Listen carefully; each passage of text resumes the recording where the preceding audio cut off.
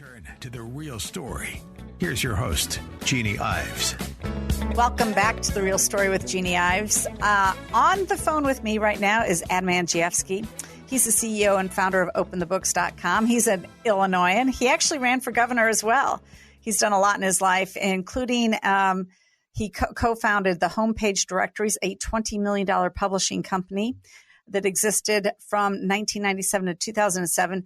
His works, though, as an Open the Books spokesperson, has been featured on BBC, Good Morning America, ABC World News Tonight, C-SPAN, The Wall Street Journal, and numerous other publications. I'm sure you are very familiar with his work. And in fact, you may have heard of his work and not known that it's really Adam's work. But he's an Illinois treasure and actually is a national treasure at this point for the work that he's done. Open the Books is the largest private repository of U.S. public sector spending.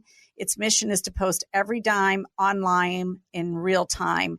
And he actually began that mantra when he first ran for Illinois governor back in 2010. And he did not slow down. He kept it up. And for that, I also appreciate him because he stayed in the fight, whereas so many other people just leave, and he didn't.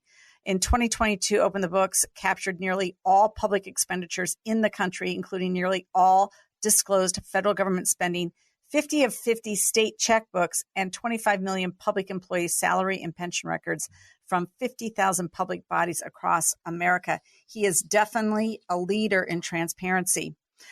Two of his most recent reports have focused on higher education and where their money comes from in part. And Adam, welcome to the program. Let's just get started with your report on wealthy elite universities like Harvard taxed you $45 billion in the last 5 years. What prompted you to do this report, and what are some of the biggest takeaways? So I think, everyone took a look at the civil unrest playing out across the elite universities across the country, and they were rightly disturbed by it. But we thought that they would be even more alarmed to know that we're subsidizing those universities. So, Jeanne, we took a look at the sheer amount of taxpayer-paid federal contracts and grants into the 8 schools of the Ivy League, plus Stanford and Northwestern. And what we found was those schools are more federal contractor than they are educator. They receive more on federal contracts and grants that's provided by us, taxpayers, than what they receive and collect from students and parents on undergraduate student tuition. So all of us, Congress, taxpayers, citizens, we all have a big stake in those universities, and we then have a platform to hold them accountable.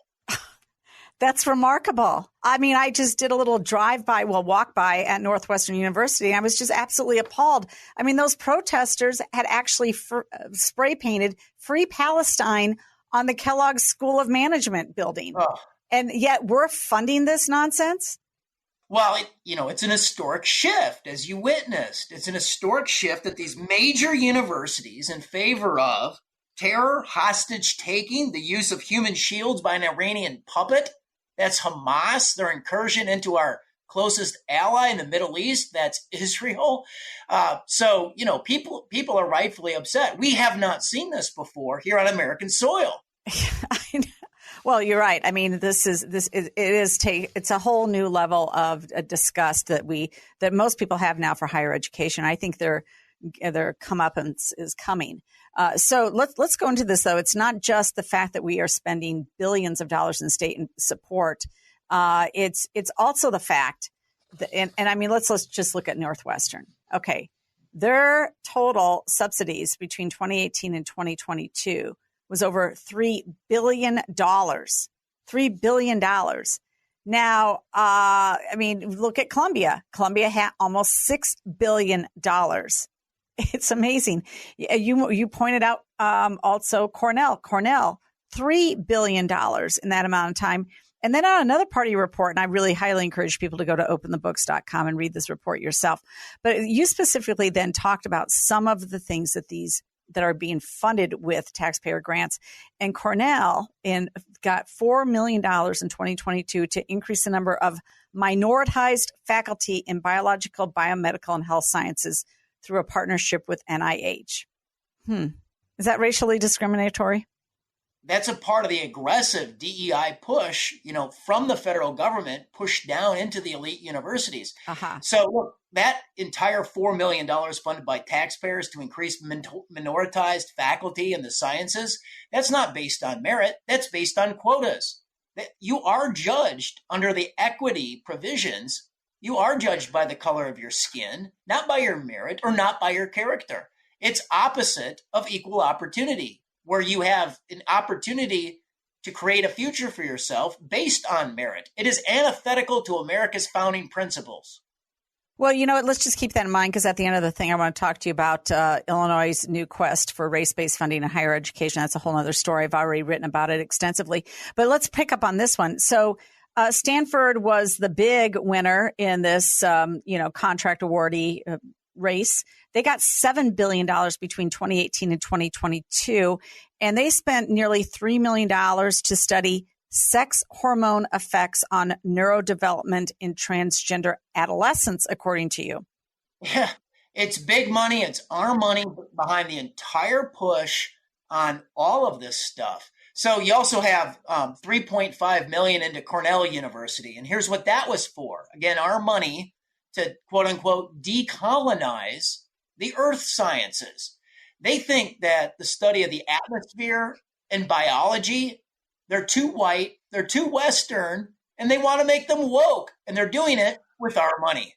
Yeah, it's just, well, I don't know. I mean, did you get to testify to Congress about this by any chance? Not yet, but the list has gotten a lot of attention. Here's one: $3 million from the National Institutes of Health, NIH, Fauci's former employer, to Yale, to quote unquote use smartphones to understand the link between social and geographical context and HIV risk among men that have sex with men. This is your money, my money. We're paying for this stuff. It's appalling. Actually, at this point, it's just appalling, especially because all of these universities have had some sort of unrest dealing with this Hamas attack on Israel, and they're on the wrong side of history on all of this, and they're elites. I mean, Northwestern settled with their protesters. They actually said, give us more, basically. They said, we're going to now endow particular professors from Palestine to come over and teach. And we're going to also give Palestinian scholarships to go there, too. So they capitulated completely. And now they're probably going to go get more. Yeah, and obviously Columbia, they canceled graduation. And those poor seniors, their senior year of high school was canceled by the pandemic and by Anthony Fauci. And now their senior year graduation commencement at Cornell is canceled by these anti-Israel, pro-terrorist protesters. Okay, so Adam, we're going to go to a short break here, but I want to remind people what you said at the beginning. You said that they collect more in taxpayer-funded grants and research grants or whatever they are, and grants and contracts than they collect in tuition. So we are funding these woke universities. Yeah, 100%. All right, we'll be right back with Adam. We've got a lot more to discuss. That was a very fast 8-minute conversation with Adman Andrzejewski, but we're not done talking to him because he wrote this other alarming report. This just came out May 8th of 2024, and this says that $10 million went to Harvard, Brown, and others, and it flowed from the state of Palestine. Adam, is there a state of Palestine? I didn't know there was. Well, you're right, Jeannie, there isn't. It's a political fiction. It's an area of the world that's home to Iranian-backed terrorist organizations. So the state of Palestine, that's where you get Hamas. That's, they claim where the West Bank is. That's where Hamas set up the incursion into Israel back on 10/7. And so you have these universities, including 2 Ivy League universities of Brown and Harvard, plus a state university in Pennsylvania, that in the federal disclosures, the federal database where they're required to report their foreign gifts and grants, that entities in the quote-unquote state of Palestine, or in Palestine, the occupied territory, this is in the federal disclosures, except there's only one problem. The state of Palestine, it doesn't exist. The U.S. State Department and the United Nations both refuse to recognize its existence. So what are they funding with these grants? I mean, what are they trying to do? Are they trying to curry favor with these institutions? What's their end goal in getting in sending this money? They don't have this money. I mean, Palestine doesn't have this money to give to Harvard and Brown. No. Or they actually no. What they're doing is they're circulating our money that we gave them to help their civilian population. They're circulating it back to these institutions. Why? Well, the institutions are setting up professorships. They're paying for Palestinian students on tuition. And so this is particularly troubling because this is an area of the world that has, massive issues. I mean, in Illinois, Jeannie, we have something called pay to play, and that's really bad. In the Palestinian Authority, codified into Palestinian law, is a concept called pay to slay. They pay pensions to the families of the dead terrorists. These are the people that kill Jews. They kill the Jewish people, and 10% in the entire budget of the Palestinian Authority goes out every year on these pensions, which is a magnet that encourages more terrorism. As a matter of fact, in the Palestinian Authority, you have 500 bureaucrat positions that dole out over $350 million a year in terms of those pensions. And that is the recycling of U.S. taxpayer money. I mean, have you done a report on that yet? Because I'm very curious about how much we've given to the Gaza territory and the Palestinian people. So the Trump administration, they cut funding for the first time in the 71-year history of the UN subsidy for Palestinian refugees. They said that the Palestinian Authority, the Palestine Liberation Organization, Trump said they weren't interested in peace, so they weren't going to get our money. Very simple. He put it on the table. He stripped them of it. Biden immediately, when he took the presidency in April of 2021, he restarted the aid. And at openthebooks.com last fall, we broke the story that over $1.3 billion of U.S. taxpayer money flowed back in through that corrupt UN organization back in on the Palestinian subsidy. Yeah, I mean, I don't know. I'm very frustrated as a taxpayer to find out how they just are giving our money away to higher education that is woke and not getting the job done and actually allowing this protest to go. I'm disgusted by giving it away to terrorist organizations, which is exactly what we're doing. But I mean, if you want to come closer to home, and I mean, this is a little bit off the topic, but it was just announced that Governor Pritzker is going to give Rivian $827 million in tax subsidies to produce electric vehicles that are they can't sell. I mean, the parking lots at State Farm in Normal, Illinois, where Rivian is renting space, are full of vehicles that they can't move, and yet they're giving Rivian $827 million in tax incentives. And 5 days after that happened, Rivian announces that they lost $38,784 per EV in just the first quarter of this year. Oh my gosh. I know it's another thing that I'd love for you to, track down a little bit on that, those subsidies. It's such a target-rich environment. It is. I mean, you can't make it right. Isn't that right? How do you decide, Adam, what you're going to go after, what you're going to investigate? Well, and by the way, what are you working on right now? Well, we're following the money in two areas. One is, to colleges and universities, our taxpayer money, the foreign funding, exactly what we've been talking about.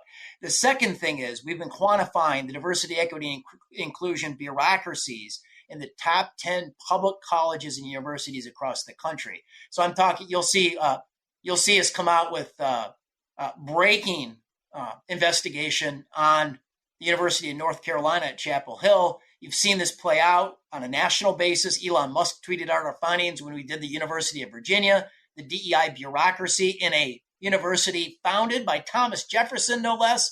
So you'll see this play out across the entire country. Once this news cycle calms down on universities and colleges, we're going to come back to third-party royalty payments at the National Institutes of Health. We've got bombshell new disclosures that come out of our federal lawsuit. And this has also led to congressional legislation through U.S. Senator Rand Paul to create transparency of those third-party royalty payments, which passed the Senate committee 12-0.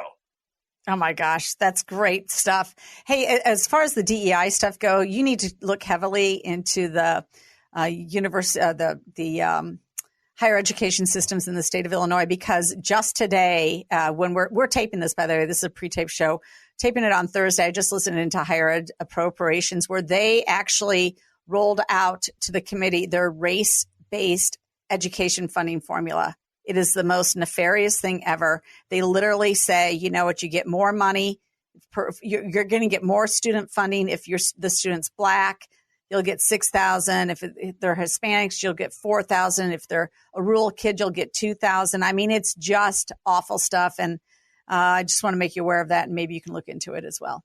So, Jeannie, everyone should understand that the proponents of this DEI, and that's what those race-based education funding allotments are, they are antithetical. They are exactly opposite to equal opportunity. And it's exactly opposite to the founding principles of this country as laid out in the Declaration of Independence. All men are created equal and endowed by their creator with certain inalienable rights. And among those are life, liberty, and the pursuit of happiness.